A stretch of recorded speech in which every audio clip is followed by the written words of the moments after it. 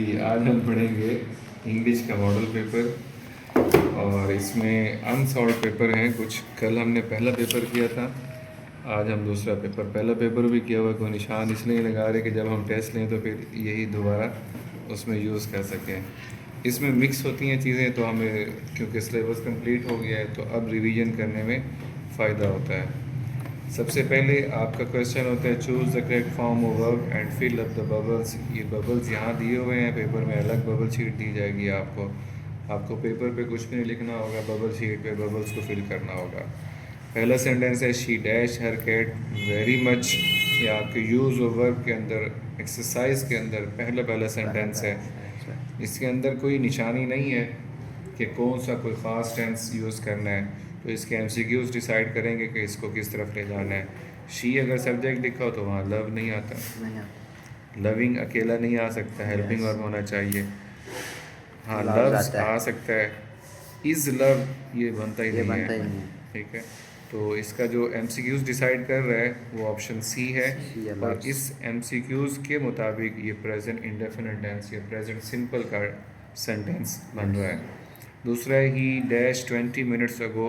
आपको बताया था किसी फिक्रे में अगो आ जाए, बिफोर आ जाए, यस्टरडे आ जाए, लास्ट डे आ जाए, तो और डिड लिखा हुआ आ जाए, तो उस फिक्रे को पास्ट इंडेफिनिट टेंस कंसीडर करना और उसमें हमेशा वर्ब की पॉजिटिव में सेकंड फॉर्म, और जहाँ डिड होगा वो नेगेटिव होगा या इंट्रोगेटिव होगा तो वहाँ फर्स्ट फॉर्म यूज़ की जाएगी। अगो लिखा हुआ है तो कौन सी फॉर्म आएगी? लीव तो फर्स्ट फॉर्म है, लेफ्ट सेकंड भी है, थर्ड भी है, लेकिन थर्ड विदाउट हेल्पिंग और नहीं आती, इसलिए ये सेकंड कंसीडर की जाएगी।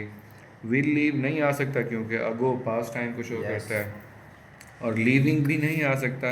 पहली बात तो अगो की वजह से नहीं आ सकता, दूसरा कि अकेला आईएनजी भी नहीं आता, इसके साथ कोई हेल्पिंग वर्ब, वाज वर्ब या कोई इस तरह का इज़ एम आर होता, फिर सोचते भी, लेकिन फिर भी अगो उसमें रुकावट बनता। तो इस अगो की वजह से इसका जवाब क्या होगा? ऑप्शन बी, ही लेफ्ट 20 मिनट्स अगो। और इस लेफ्ट को वर्ब की सेकंड फॉर्म कंसीडर करेंगे। I dash him next Monday, ये लिखा हुआ है। अब यहाँ नेक्स्ट के साथ टाइम आया हुआ है, किसी सेंटेंस में नेक्स्ट या टुमारो का वर्ड आ जाए तो वो सेंटेंस आम तौर पर फ्यूचर इंडेफिनिट टेंस के मुताबिक बनाया जाता है, तो उसके मुताबिक सी नहीं आएगा, सा भी नहीं आएगा, सीन भी नहीं आएगा, क्योंकि नेक्स्ट लिखा हुआ है। फर्स्ट फॉर्म नहीं आएगी, सेकंड फॉर्म नहीं आएगी, थर्ड फॉर्म वैसे अकेली नहीं आ सकती, तो फिर आखिरी ऑप्शन क्या रह गया? I shall see him next Monday. ये फ्यूचर इंडेफिनिट टेंस के मुताबिक as the hint given in the sentence next की वजह से शैल सी आंसर होगा। इसके बाद नंबर 4 है they dash in this house. इस सेंटेंस के अंदर भी कोई हिंट नहीं दिया हुआ, तो एमसीक्यूज डिसाइड करेंगे कि इसका जवाब क्या बन सकता है। They live in this house बिल्कुल ठीक बन रहा है, दे लिविंग नहीं बन सकता, अगर दे आर लिविंग लिखा होता फिर ठीक था। They left in this house ये बनता नहीं है, क्योंकि यहाँ पर लेफ्ट और लिव उलट लफ्ज़ हैं पड़े। वो लीव की सेकंड फॉर्म होती है लेफ्ट, छोड़ना, लेफ्ट छोड़ना। यहाँ पर तो रहने की बात हो रही है, तो ये ऑपोजिट जा रहा है इसका। विल लिव भी बन सकता है, ठीक है। तो अब दो आंसर बन सकते हैं, लिव भी बन सकता है, विल लिव भी बन सकता है, तो हम पहले ऑप्शन की तरफ जाएंगे। दोनों में से किसी को भी टिक करेंगे। अगर कोई इस तरह का पेपर में आ जाता है तो उसमें फिर आपको दोनों को टिक करने का नंबर, दोनों में से किसी एक को टिक करने का नंबर, दोनों नहीं, किसी एक को टिक करने का नंबर दिए जाते हैं आपको। खाली नहीं छोड़ना कोई एमसीक्यूज, गलत है सही है, और सही भी नहीं करने बैठना, सिर्फ आपने टिक करना है बस। पेपर में फिल अप द बबल करना है। बच्चे को बात बात ओवर स्मार्ट बनते हैं, उन्हें लगता है कि कोई एमसीक्यूज गलत लिखा है उसको सही करने बैठ जाते हैं। नहीं, this is not your duty. गलत है, ठीक है, इसका डिसीजन बोर्ड करेगा, और अगर कोई गलत उन्होंने एमसीक्यूज दिया होगा तो उसके ऊपर पूरी की पूरी तहकीक होती है, और अगर बात साबित हो जाए तो ग्रेस मार्क्स भी मिलते हैं। इसलिए आपने वहाँ पर बैठ कर जो है वो कोई ज़रा और टाइम ज़ाया भी नहीं करना इसके ऊपर। ठीक है, गलत है, उस कन्फ्यूजन में ना बैठ रहे हैं कि ये गलत है या सही है, या किसी से पूछना कंफर्म करना, नहीं, not your business. Just need to tick the answer which you people think that is close to the statement. आगे I dash the house before it started raining. अब यहाँ बिफोर का कंजंक्शन आ रहा है, बिफोर के बाद भी एक क्लॉज है, बिफोर से पहले भी एक क्लॉज है। ये शो करता है हमारे पास्ट टेंस और पास्ट में भी पास्ट परफेक्ट टेंस कि बिफोर और आफ्टर के कम्बिनेशन के साथ ये आते हैं। आफ्टर का मतलब बाद में होता है, बिफोर का मतलब पहले होता है। तो जब सेंटेंस में बिफोर लिखा हो और सेंटेंस में ऑलरेडी पास्ट इंडेफिनिट टेंस हो, जैसे स्टार्टेड है, तो रिमेनिंग पार्ट में पास्ट परफेक्ट टेंस आएगा। इसी तरह सेंटेंस में आफ्टर लिखा हो और उसके किसी एक क्लॉज में पास्ट इंडेफिनिट टेंस हो, तो रिमेनिंग पार्ट में, रिमेनिंग क्लॉज में पास्ट परफेक्ट टेंस आएगा। बस निशानी ये है कि बिफोर लिखा हो तो पहले वाली क्लॉज में पास्ट परफेक्ट टेंस आएगा, और आफ्टर लिखा हो तो आफ्टर के बाद यानी उसके बाद जो क्लॉज शुरू होगी वहाँ पर पास्ट परफेक्ट टेंस आएगा। इसका आंसर क्या होगा? I had left the house before it started raining. ये 5 MCQs हैं आपके जो यूज़ ऑफ वर्ब से बनाए गए हैं और मिक्स हैं पढ़े। इसकी प्रैक्टिस करने से आपके पेपर का कॉन्फिडेंस डेवलप होगा। इनकी प्रैक्टिस करना शुरू करें। उसके बाद ये स्पेलिंग्स हैं। अटेम्प्ट क्या लिखा हुआ है? ATTEMPT। ऑप्शन बी सही लग रहा है ना? स्पेलिंग को रिवाइज भी किया करें। दूसरा क्या है? एस्पायरेशंस। क्या या इंस्पिरेशन बनेगा? ये भी बनता है, इंस्पिरेशंस भी बनता है,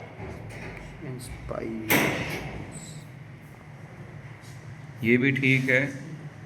नहीं, ये नहीं बनता, ये बन रहा है इंस्पायर में ई होता है, तो ये एस्पायरेशंस। वो कहते हो ना कि aspire to inspire before you expire, एक कोटेशन भी है, aspire to inspire before you, मरने से पहले पहले कोई अपना ऐसा तासुर छोड़ जाओ कि आपको याद रखा जाए। ब्रॉडकास्ट है, क्या स्पेलिंग होते हैं? BROAD, broad, CAST। ई नहीं आएगा, ये ई आएगा, ब्रॉडकास्ट। इसका मतलब क्या होता है? किसी चीज़ का नशर करना, लाइव दिखाना, उसको कहते हैं। एकेडमिक के स्पेलिंग AC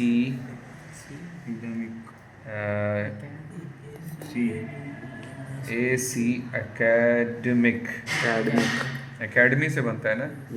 ये नहीं, ये बनेगा। पढ़ते एकेडमिक हैं लेकिन बनता किससे है? एकेडमी। एकेडमिक स्पेलिंग में क्या होता है? ACADEMY, academy. तो MY की जगह IC आ जाए, एकेडमिक बन जाता है। That is the spelling. Okay. Yesterday, किसी सेंटेंस में यस्टरडे लिखा हो, उसमें कौन सा टेंस यूज होता है? अभी बताया। अगो लिखा हो, यस्टरडे लिखा हो, पास्ट इंडेफिनिट टेंस यूज होता है। तो इसमें पास्ट इंडेफिनिट टेंस का अगर पॉजिटिव है तो वर्ब की सेकंड फॉर्म, नेगेटिव इंट्रोगेटिव है तो वर्ब की फर्स्ट फॉर्म। ये पॉजिटिव है ना, तो नॉट वगैरह या क्वेश्चन मार्क नहीं है, तो इसमें वर्ब की second form. Yesterday 5 o'clock I ate apples. Antonym of mighty. अच्छा, ये बहुत ज़्यादा चीज़ें आ रही हैं कि बुक में हमें कुछ चीज़ों का सिनोनिम्स दिए हुए हैं, यहाँ पेपर में एंटोनम पूछ रहा है। जैसे कल भी एक MCQ यहाँ था कि प्रायर का बुक के अंदर मीनिंग पूछा गया, लेकिन यहाँ उसका एंटोनम आ गया। प्रायर का मीनिंग क्या होता है? प्रोसीडिंग या बिफोर होता है, लेकिन इसका जब एंटोनम में जाएंगे तो लेटर या आफ्टर ये बन सकता है। बुक में ये नहीं है, यहाँ पर है। इन चीज़ों को थोड़ा सा आपने ज़रूर देखना है कि सिनोनिम एंटोनिम टिक करने से पहले अच्छी तरह स्टेटमेंट को पढ़ना है। सिनोनिम पूछा है तो सिनोनिम यानी सेम मीनिंग बताना है, एंटोनिम मतलब ऑपोजिट मीनिंग बताना है। तो माइटी का तो खैर है ही बुक में एंटोनिम, वो हम बता सकते हैं। क्या एंटोनिम बनेगा? माइटी का मतलब होता है ताकतवर, तो इसका उलट क्या होगा? वीक। अच्छा, इसके सिनोनिम्स भी याद रखें। माइटी का स्ट्रॉन्ग बनेगा, ठीक है, ये इसका सिनोनिम है, ये antonym. He could not go home, sentence में कुड लिखा हो तो अगले हिस्से में पास्ट टेंस हो जाएगा।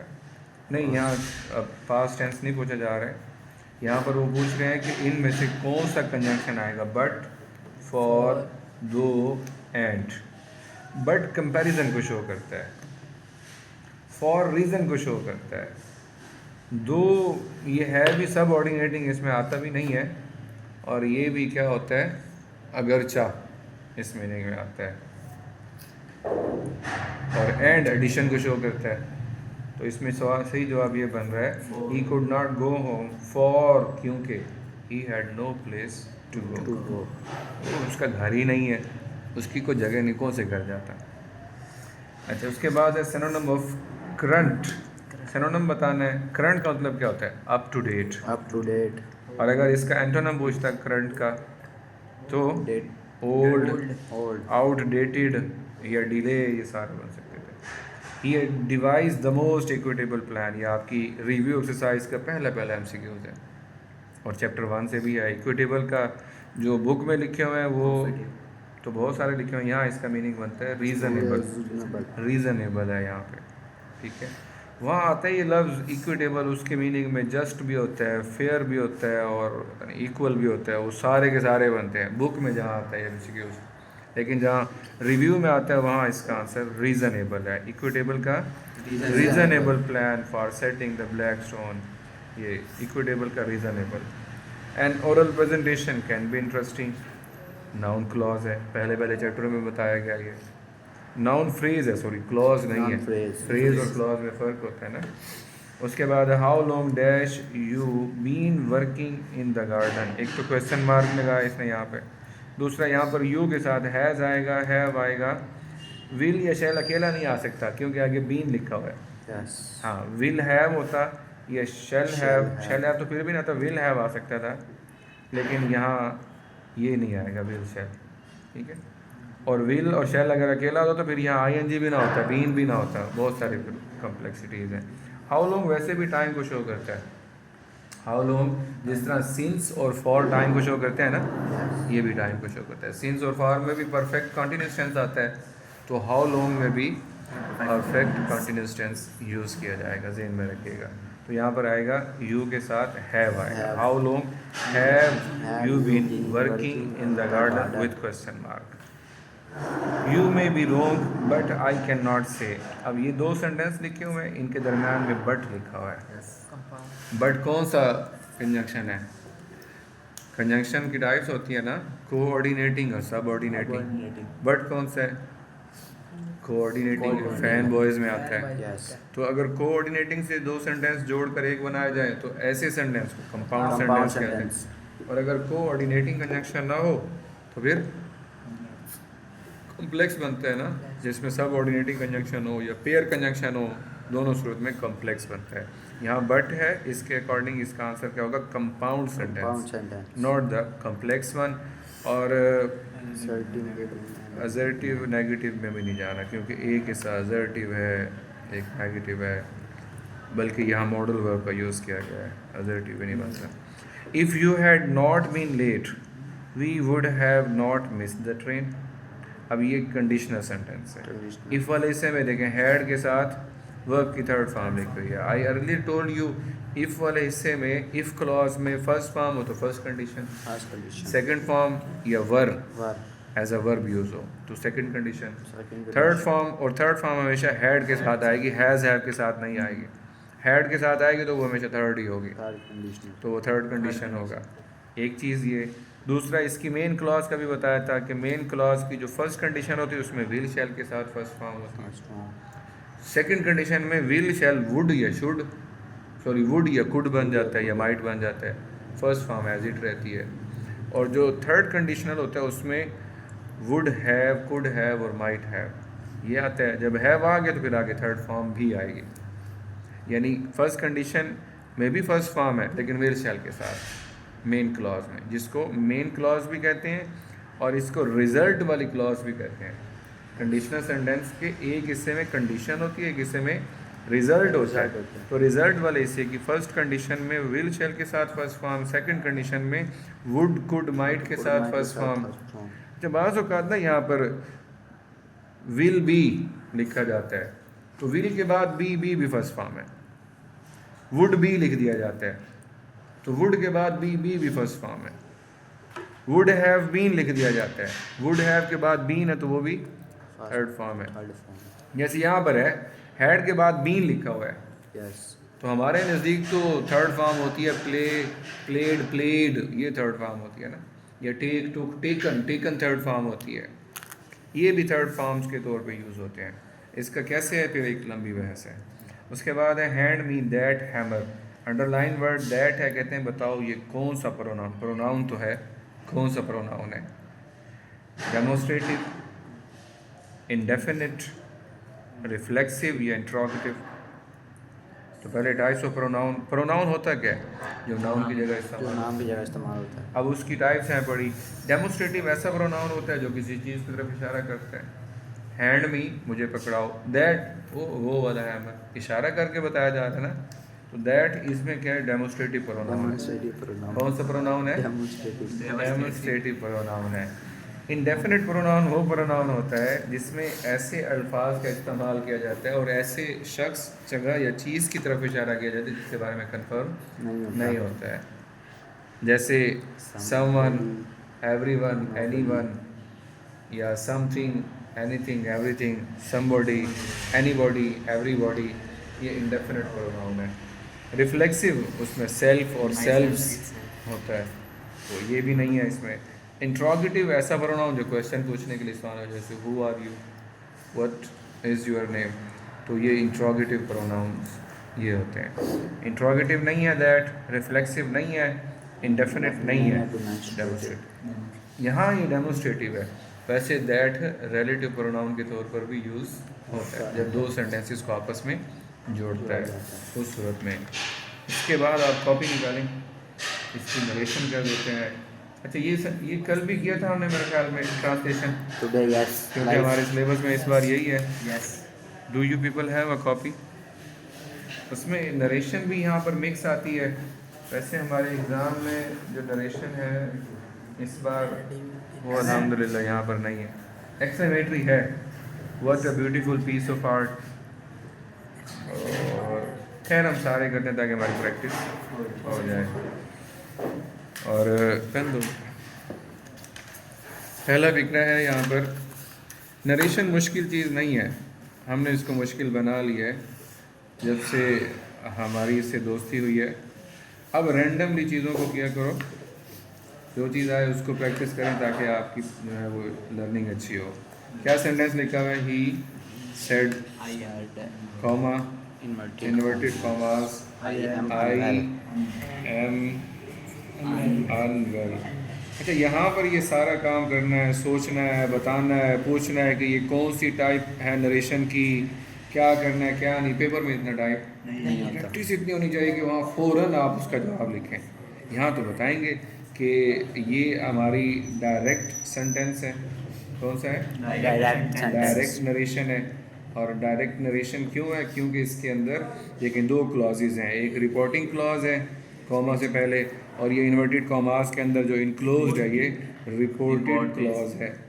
तो इसी यही पहचान है इसकी कि ये डायरेक्ट सेंटेंस है। अच्छा, फिर उसके बाद डायरेक्ट सेंटेंस या डायरेक्ट नरेशन में ये टाइप ऑफ सेंटेंस कौन सी है? नरेशन में टाइप्स ही होती है ना, assertive, interrogative, optative, exclamatory, imperative. तो ये कहाँ से बताते हैं? रिपोर्टेड पार्ट ऑफ स्पीड को देखकर बताते हैं कि ये कौन सी टाइप ऑफ सेंटेंस है। लेकिन ये पॉजिटिव सेंटेंस है ना, तो इसका मतलब ये असर्टिव टाइप है। असर्टिव में दोनों आ जाते हैं, पॉजिटिव भी आ जाते हैं, नेगेटिव भी आ जाते हैं, तो असर्टिव सेंटेंस है। In case of assertive sentences, what we need to do in order to convert the sentence from direct narration to indirect narration, we just go with the very thing. He said को said भी लिख सकते हैं या told भी लिखा जा सकता है। Comma, inverted commas assertive sentences में that में चेंज होते हैं। उसके बाद पर प्रोनाउन जिसे पर्सन कहते हैं ये चेंज करना होता है। ये अकॉर्डिंग टू, अगर फर्स्ट पर्सन हो, यहाँ पे फर्स्ट पर्सन कौन से होते हैं? आई और वी होता है, अकॉर्डिंग टू सब्जेक्ट चेंज होगा। तो यहाँ फर्स्ट पर्सन आई है और ये अकॉर्डिंग टू सब्जेक्ट क्या बन जाएगा? ही। उसके बाद ये एम, ये इसमें वर्ब है, और बाहर पास्ट टेंस हो रिपोर्टिंग में तो अंदर ये भी चेंज होता है, इसलिए ये चेंज होगा। ही वॉज अनवेल, आगे क्या आ जाएगा? अनवेल, ऐसे क्या आ जाएगा? Got it? यस। अभी हम इतनी डिटेल में नहीं जा रहे, हमने क्योंकि पहले किया हुआ है। दूसरा सेंटेंस है अफशान। अफशान लिखा हुआ है, लड़का है लड़की है? अफशान है, इसका चेकअप कराना पड़ेगा। Comma, inverted commas, I M SEWINC Mothers. Mother said. अब ये सिलाई सिलाई हो रही तो इससे लग रहा है कि ये लड़की होगी, क्योंकि सिलाई कढ़ाई वाले काम लड़कों को तो नहीं आते, लेकिन बड़े अच्छे अच्छे टेलर मास्टर होते हैं। खैर इन ड्रग बनाएंगे, पहले देख लें कौन सी टाइप ऑफ सेंटेंस है। असर्टिव है ना, सिंपल है, तो क्या बन जाएगा? अफशान सेड या told. Comma inverted commas that I according to subject हम डिसाइड किया था कि अफशान लड़की है तो हम शी लिखेंगे, शी। फिर ये प्रेजेंट कंटीन्यूअस टेंस है, बाहर पास्ट टेंस है तो अंदर टेंस चेंज होगा, क्या बन जाएगा? She was SEW। आगे कुछ चेंज नहीं होना, आगे कोई ऐसा खास लफ्ज़ है नहीं जिसको चेंज किया जाए। नेक्स्ट सेंटेंस है he said Do you agree with me? अब ये कौन सा सेंटेंस है? ये इंट्रोगेटिव है। Do you agree With me. With me.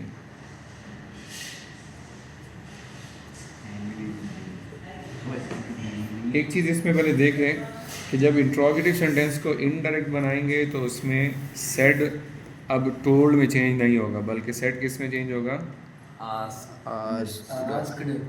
Ask. या इंक्वायर्ड भी होता है, वो खैर हम लिखते नहीं, ENQUIRED इंक्वायर्ड।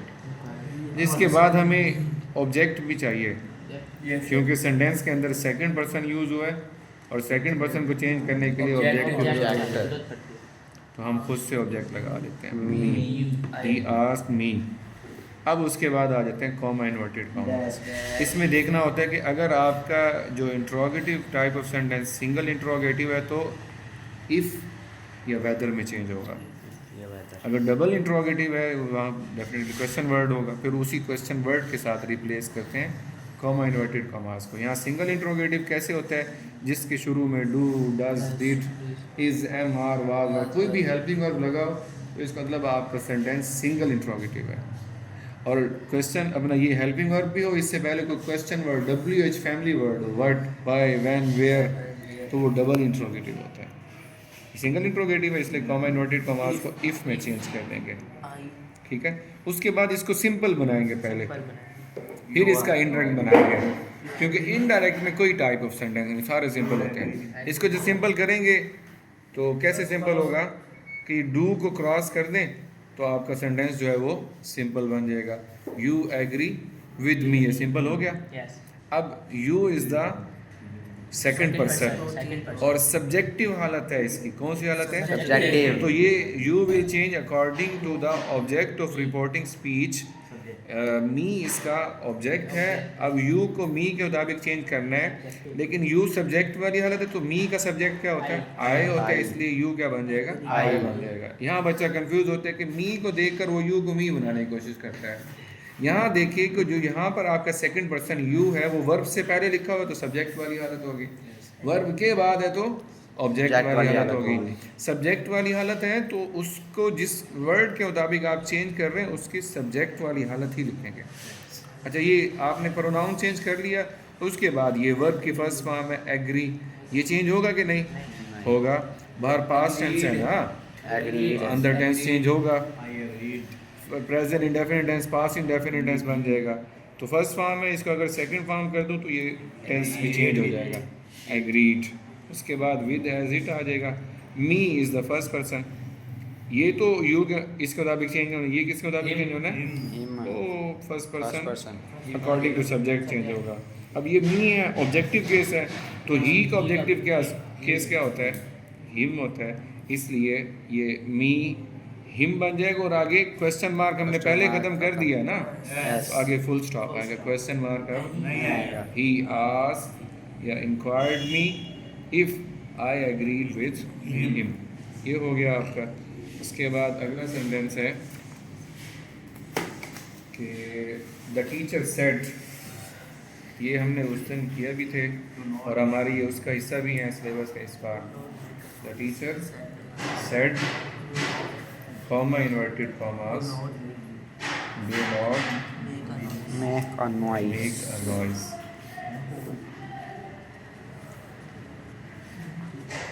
ये कौन सा सेंटेंस है? ये इम्पेरेटिव। Imperative. कौन सा है? Imperative. इम्पेरेटिव किसे कहते हैं? हुक्मिया फिक्रा, हुक्मिया फिक्रा। जिसमें हुक्म दिया जाए। हुक्म दिया जाता है, दरख्वास्त की जाती है वगैरह वगैरह। तो टीचर है तो वो डेफिनेटली हुक्म ही देता है। द टीचर, ये आपकी बुक के अंदर बना हुआ है asked। वैसे तो सेड ऑर्डर्ड में भी चेंज होता है, रिक्वेस्टेड में भी चेंज होता है इम्पेरेटिव सेंटेंस होना, और एडवाइज्ड में भी चेंज होता है। Yeah. लेकिन ये बुक के अंदर बना हुआ फिक्रा कि क्या बना हुआ है? The teacher asked. और एक और चीज़ भी है, बुक के अंदर ये सिखाया गया है कि अगर आपका इम्पेरेटिव सेंटेंस हो तो उस सेंटेंस में अगर ऑब्जेक्ट ना लिखा हो तो ऑब्जेक्ट दें। टीचर है तो किसको कहेगा? स्टूडेंट को कहेगा। टीचर आस्क्ड, टीचर हो गया, शाबाश। आगे आप ऑब्जेक्ट, और इस तरह से आपका जो है वो आंसर वैलिड हो जाता है। The teacher asked the students, यहाँ तक हो गया, ऑब्जेक्ट लगा दिया। उसके बाद अब कॉमा इन्वर्टेड कॉमास हैं, comma inverted commas. Imperative sentences में कॉमा इन्वर्टेड कॉमास टू में चाहिए, इसमें। उसके बाद लिखा हुआ डू नॉट, हमें डू नॉट तो नहीं चाहिए, हम अब सिंपल करें इसको पहले, तो डू खत्म कर दें, नॉट को यहाँ लिख दें टू से पहले। Not to अब make बाकी a क्या देंगे? noise. मेक अ नॉइस, तो ये एज इट आ जाएगा। Not to make a not to make noise. असल में इसमें हमने वर्ब भी चेंज नहीं किया, हालांकि बाहर पास्ट टेंस भी था। क्यों? क्योंकि यहाँ जब हमने कॉमा इन्वर्टेड कॉमास को कन्वर्ट किया ना टू में, और टू की वजह से इम्पेरेटिव सेंटेंस जो है वो इन्फिनेटिव बन गया, इन्फिनेटिव फ्रेज बन गया। ये देखें, टू मेक बन गया, एक वर्ब के बाद दूसरा वर्ब आ गया, इसलिए इन्फिनेटिव बन जाने की वजह से वर्ब चेंज नहीं करना पड़ता। वरना वो रूल वही है कि बाहर अगर पास्ट टेंस हो तो अंदर टेंस चेंज हो जाए। लेकिन इम्पेरेटिव सेंटेंसेस की सूरत में भी ऐसा नहीं किया जाता। एक और फिक्रा कर लेते हैं बस, फिर उसके बाद शी सेड, उसने कहा, What a beautiful comma piece of inverted commas, What a beautiful piece of what a beautiful piece of art.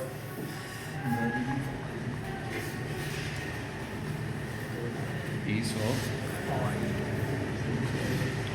ये एक्सक्लेमेटरी सेंटेंस है। देखो एक्सक्लेमेशन साइन आया हुआ है, Yes. तो ये क्या है?